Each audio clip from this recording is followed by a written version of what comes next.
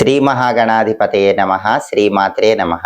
మాచిరాజు భక్తి ప్రేక్షకులందరికీ నమస్కారం. నవగ్రహాలలో బుధుడు జూలై 7వ తేదీ ఉదయం 10:46 కర్కాటక రాశిలో నుంచి వక్రించి వెనక్కి మిథున రాశిలోకి ప్రవేశిస్తున్నాడు. అలా వక్రించి మిథున రాశిలోకి ప్రవేశించిన బుధుడు మళ్ళీ ఆగస్టు 5వ తేదీ రాత్రి 7:33 మళ్ళీ ముందుకొచ్చి కర్కాటక రాశిలోకి ప్రవేశిస్తాడు. అంటే జూలై 7వ తేదీ నుంచి ఆగస్టు 5వ తేదీ వరకు బుధుడు మిథున రాశిలోనే ఉంటాడు. కానీ జూలై 7వ తేదీ కర్కాటక రాశిలో ఉన్న బుధుడు ముందుకు వెళ్లకుండా వక్రించి వెనక్కి మిథున రాశిలోకి ప్రవేశిస్తున్నాడు.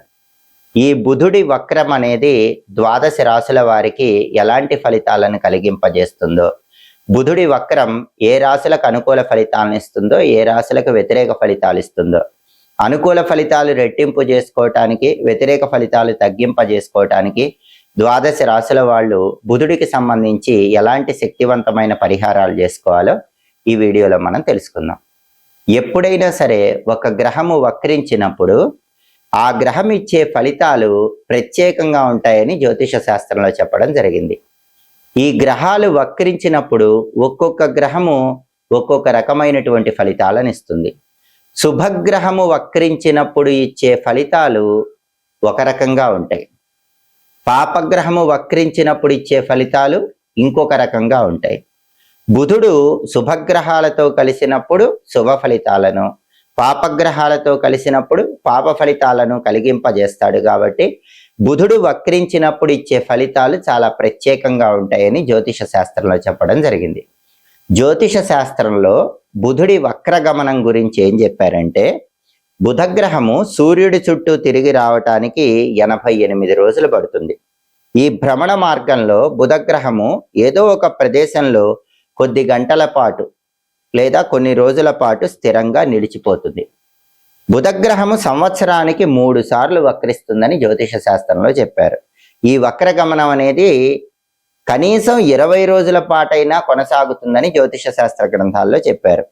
మిగిలిన గ్రహాలతో పోలిస్తే బుధగ్రహము సంవత్సరంలో ఎక్కువ సార్లు వక్రిస్తుందని కూడా జ్యోతిష శాస్త్ర గ్రంథాలు తెలియజేస్తున్నాయి. అయితే బుధగ్రహం అనేది కమ్యూనికేషన్ని రిప్రజెంట్ చేస్తుంది. జ్యోతిష శాస్త్రంలో ఒక వ్యక్తి అనర్గళంగా మాట్లాడటం, తన భావాలను ఎదుటి వాళ్లకు వ్యక్తపరచటం, ఈ కమ్యూనికేషన్ సంబంధించిన అంశాలన్నీ బుధగ్రహం ప్రభావితం చేస్తుంది. కాబట్టి బుధగ్రహం వక్రించి ఉన్న సమయంలో కమ్యూనికేషన్ అనేటటువంటిది చేరవేయటం అనేది ఒక్కొక్క రాశికి ఒక్కొక్క రకంగా ఉంటుంది. అంటే ఎదుటి వాళ్ళు మనం చెప్పే విషయాలను సరిగా అర్థం చేసుకోవటము లేదా అర్థం చేసుకోలేకపోవటం అనేది ఈ బుధుడి వక్రం మీద ఎక్కువగా ఆధారపడి ఉంటుంది. సహజంగా సరిగా మాట్లాడలేని వాళ్ళు ఎవరైనా సరే బుధగ్రహం వక్రించి ఉన్నప్పుడు చాలా చక్కగా మాట్లాడతారని కూడా జ్యోతిష శాస్త్ర గ్రంథాల్లో చెప్పారు. అప్పటి వరకు సభలు సమావేశాల్లో అనర్గళంగా మాట్లాడే వ్యక్తులు కూడా బుధగ్రహం ఒక్కసారిగా వక్రిస్తే మాటలు తడబడటం, పొరపాటుగా మాట్లాడటం ఇలాంటివన్నీ చేస్తూ ఉంటారు. దీన్ని బట్టి మనం అర్థం చేసుకోవాల్సిన విషయం ఏంటంటే, వక్రించినప్పుడు గ్రహం ఇచ్చేటటువంటి ఫలితాలు అనేవి మామూలుగా గోచార ఫలితాలకు కొద్దిగా వ్యతిరేకంగా ఉంటాయని దీన్ని బట్టి తెలుసుకోవచ్చు. ఎవరికైనా సరే బుధుడు వక్రించినట్లయితే మాటలు అనేవి చాలా జాగ్రత్తగా మాట్లాడాలి, లేకపోతే కొన్ని రకాలైన వ్యతిరేక ఫలితాలు ఎదుర్కోవటానికి ఆస్కారం ఉంటుంది. అలాగే బుధగ్రహము వక్రించినప్పుడు పూర్వజన్మ పుణ్య ఫలితాలను కూడా కలిగింపజేస్తూ ఉంటుంది. పూర్వజన్మలో చేసిన పాప ఫలితాలను కూడా కలిగింపజేస్తుంది. ప్రస్తుతము బుధుడు వక్రించి మిథున రాశిలోకి ప్రవేశించటం అనేది 12 రాశులలో ఒక్కొక్క రాశి వాళ్ళకి ఒక్కొక్క రకమైనటువంటి ఫలితాలను కలిగింపజేస్తుంది. తదుపరి ధనుస్సు రాశి. ధనుస్సు రాశి వాళ్ళకి బుధుడి వక్రం వల్ల ఏర్పడే ఫలితాలు పరిశీలిస్తే, మామూలుగా బుధుడు వక్రించి మిథున రాశిలోకి వచ్చాడు కాబట్టి గోచార గ్రంథాల ప్రకారం ధనుస్సు రాశి వాళ్ళకి అది 7వ స్థాన సంచారం అవుతుంది. 7వ స్థానంలో బుధుడు గోచార గ్రంథాల ప్రకారం వ్యతిరేక ఫలితాలు ఇస్తాడు. అందులోనూ వక్రించి వచ్చాడు కాబట్టి ధనుస్సు రాశి వాళ్ళకి బుధుడి వక్రం ఎలాంటి ప్రభావాన్ని ఇస్తుందంటే, వ్యాపారంలో ఊహించని ఖర్చులు వచ్చేలాగా చేస్తుంది. బుధుడు ఏం చేస్తాడంటే బిజినెస్ లో అన్ఎక్స్పెక్టెడ్ ఎక్స్పెండిచర్ ఇస్తాడు. రూపాయి ఖర్చు పెట్టాల్సిన చోట ధనుసు రాశి వాళ్ళు, బిజినెస్ చేసేవాళ్ళు 10 రూపాయలు ఖర్చు పెట్టాల్సి వస్తుంది. అలాగే ఒత్తిడి పెరిగేలాగా చేస్తాడు, స్ట్రగుల్స్ పెరిగేలాగా చేస్తాడు. అంటే మెంటల్ టెన్షన్స్ అనేవి బుధుడి వక్రం వల్ల ధనుసు రాశి వాళ్ళ కొద్దిగా పెరిగే అవకాశాలు ఉన్నాయి. పార్ట్నర్షిప్ బిజినెస్ల్లో జాగ్రత్తలు చాలా ముఖ్యం. ఎందుకంటే ఈ వక్ర బుధుడు పార్ట్నర్షిప్ బిజినెస్ల్లో పార్ట్నర్స్ మోసం చేసేలాగా చేస్తాడు. కాబట్టి పార్ట్నర్స్ని పూర్తిగా నమ్మకండి, కొత్త ఇన్వెస్ట్మెంట్లు చేయకండి. ఈ జాగ్రత్తలు తీసుకుంటే మాత్రం బుధుడి వక్రం వల్ల పెద్దగా ఇబ్బందులు ఏమి ఉండవు.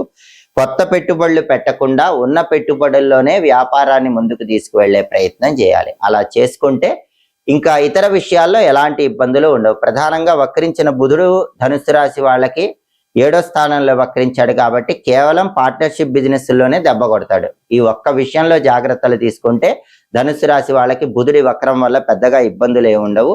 అన్ని రకాలుగా శుభ ఫలితాలు అందిపుచ్చుకోవచ్చు. బుధుడికి సంబంధించిన పరిహారాలు చేసుకుంటే ఈ పార్ట్నర్షిప్ బిజినెస్ లో ఉండే ఇబ్బందులు కూడా అధిగమించవచ్చు. జూలై 7వ తేదీ ఉదయం 10:46 కర్కాటక రాశిలో ఉన్న బుధుడు వక్రించి మిథున రాశిలోకి ప్రవేశిస్తున్నాడు. బుధుడి వక్ర సంచారం ఏర్పడుతుంది. అలా వక్రించి మిథున రాశిలోకి వచ్చిన బుధుడు మళ్ళీ ఆగస్టు 5వ తేదీ రాత్రి 7:33 కర్కాటక రాశిలోకి ప్రవేశిస్తాడు. అంటే జూలై 7వ తేదీ నుంచి ఆగస్టు 5వ తేదీ వరకు బుధుడు వక్రించి మిథున రాశిలో ఉంటాడు.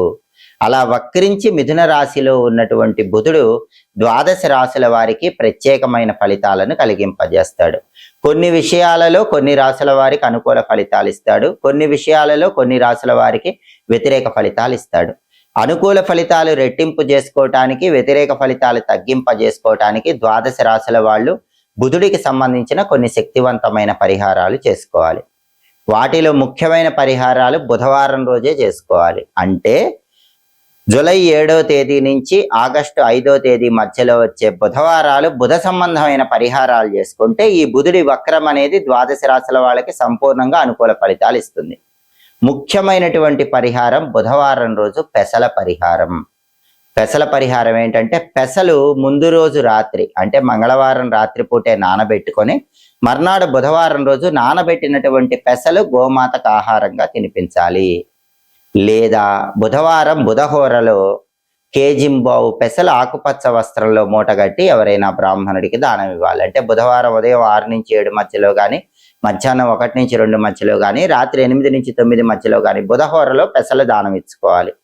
అలాగే ఈ సమయంలో అంటే జూలై 7 నుంచి ఆగస్టు 5 మధ్యలో వచ్చే బుధవారాలు తులసి పూజ చేస్తే కూడా బుధుడు విశేషంగా యోగిస్తాడు.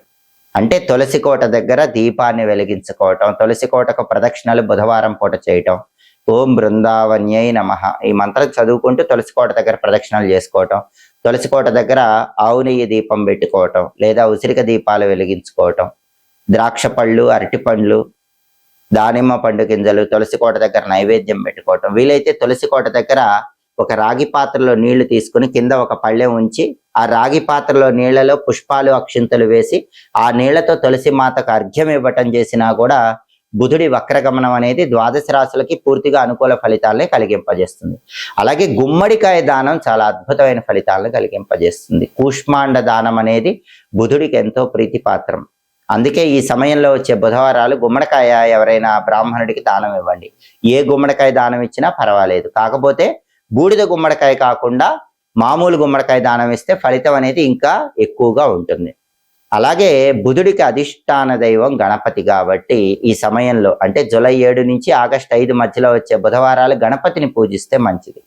గణపతిని కూడా పూజించేటప్పుడు ఆకుపచ్చ రంగుతో ఉన్నటువంటి వాటితో పూజిస్తే ఇంకా మంచిది కాబట్టి గరిక పోచలతో పూజించండి. అలాగే గణపతికి ఎర్ర పుష్పాలు ఇష్టం కాబట్టి ఎర్ర పూలతో పూజ చేయండి. బుధవారాలు గణపతిని పూజించేటప్పుడు గం క్షిప్రప్రసాదనాయ నమః అనే మంత్రం చదువుకుంటూ పూజించండి. బుధుడు తొందరగా అనుగ్రహాన్ని ఇస్తాడు. బుధుడి వక్రం ఎలాంటి వ్యతిరేక ఫలితాలను ఇవ్వదు. అలాగే బుధుడికి విష్ణుమూర్తి కూడా అధిష్టాన దైవం.